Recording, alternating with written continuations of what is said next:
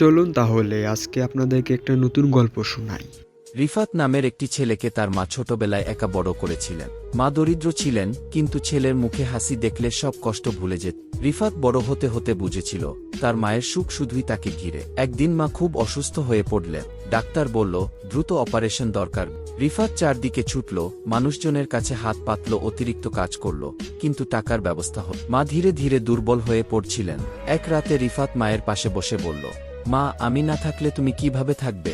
মা মৃদু হাসলেন, তুই থাকলেই তো আমার জীবন, কিন্তু যদি কখনো না থাকিস, তোর ভালোর মধ্যেই আমি বেঁচে থাকব।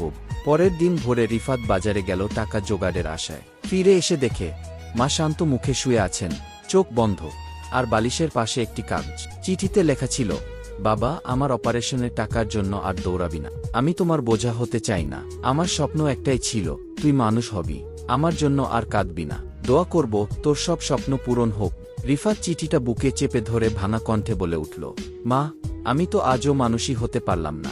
তোমার হাতটা শেষবার ধরতেও পারলাম না।